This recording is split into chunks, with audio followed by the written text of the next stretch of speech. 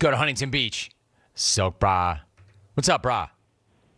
What's up, brah? There he is. What's up, Silk? Happy Smack Off Eve, brah. I want to give a shout out to Jeremiah in Green Bay for getting the fake me on his call yesterday. I know what a tough get that guy is. I loved Benny's call today. I'm a big fan of Benny, but piggybacking on his deal, brah, I got this quick story, and I think it's going to help you. I was in the city of Orange, deep behind the orange curtain a couple days ago, near Anaheim Stadium, and I was driving when all of a sudden I heard this weird noise, dude. It was like a bell, and then I see these flashing lights, and then for some reason this like stick came down in front of me at an intersection. I had to stop, and I'm like, what is this? I hear this noise, and I'm like, what the heck's going on?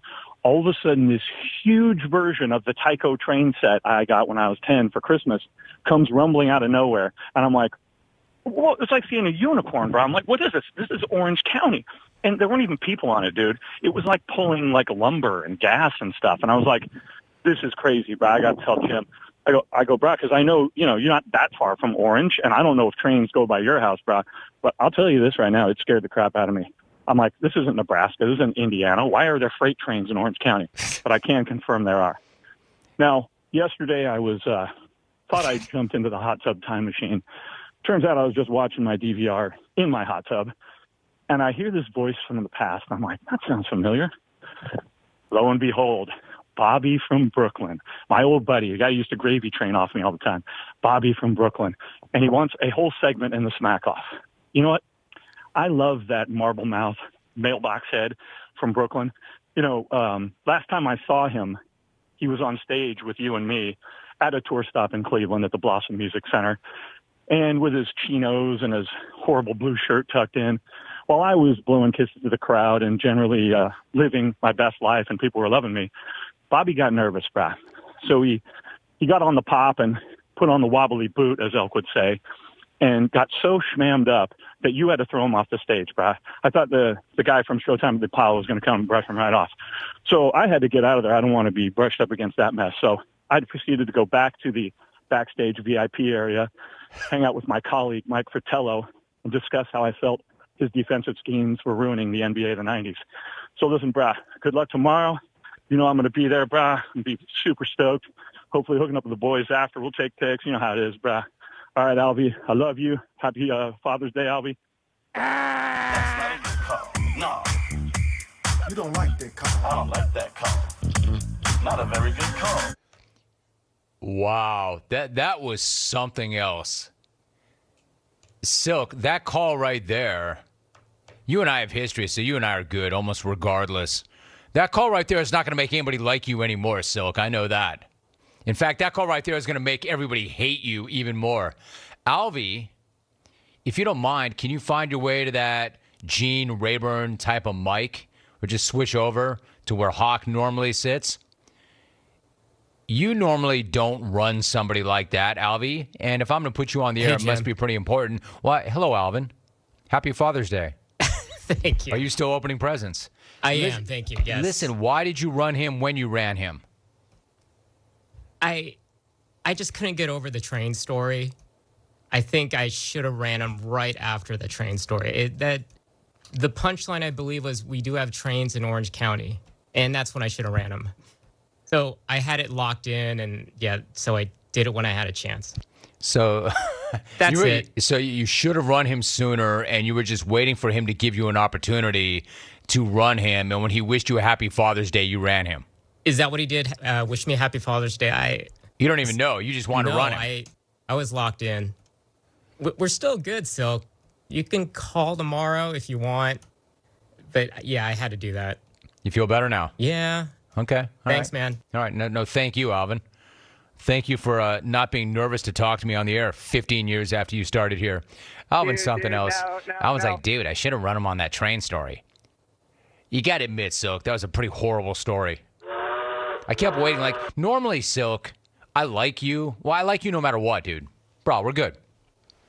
Normally, you tell a pretty good story. Like, for instance, the Bobby and Brooklyn story was a good story.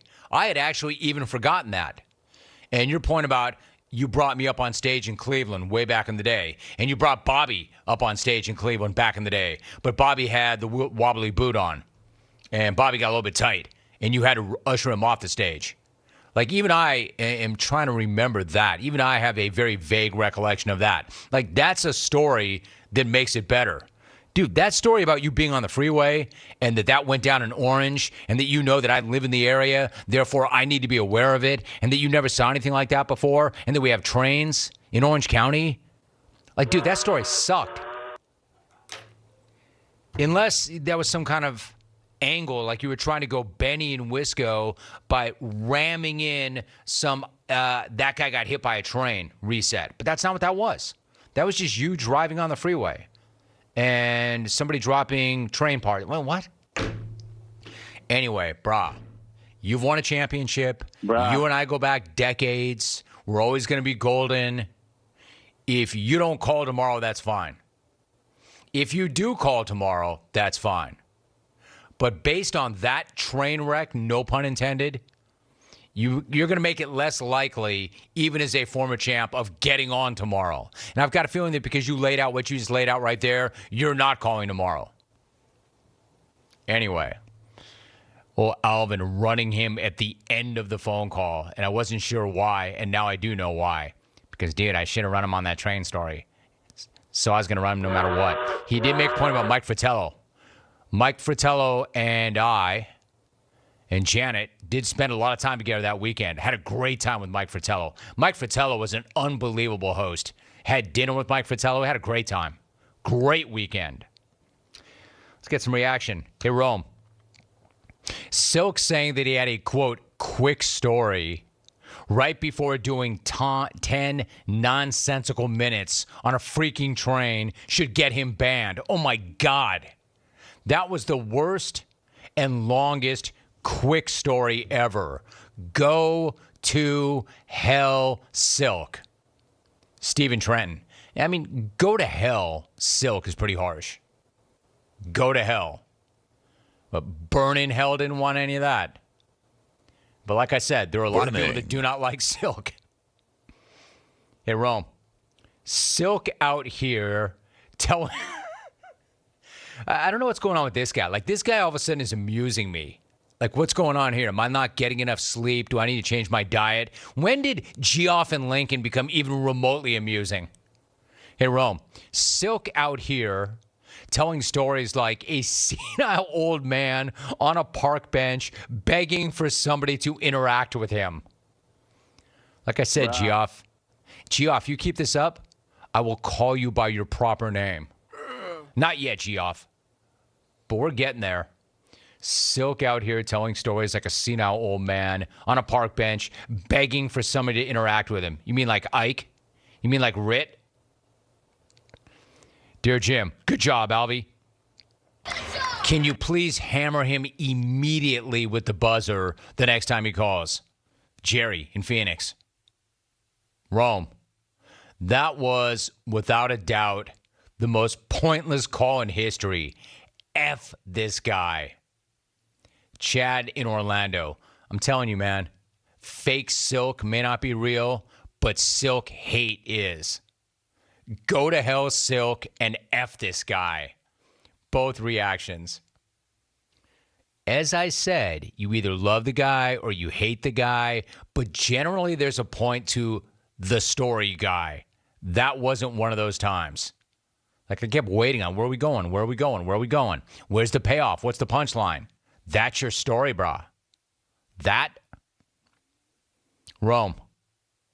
The contempt for Silk, brah, in Alvin's voice is priceless. How big of a bag do you have to be to have Alvin, the nicest guy in the world, hate you? Brian and Charlotte, all right, in Alvin's defense, Alvin does not hate him. Alvin does not hate anybody. Alvin does not hate Silk. He values radio time in real estate. You take the worst guy. Take the one guy that Alvin dislikes. Notice I'm not using the word hate. The one person that Alvin dislikes most of all, and Alvin still does not hate that person. He doesn't have the hate gene. He doesn't have the hate gear. He does have a frustration gear. He obviously has a stress gear.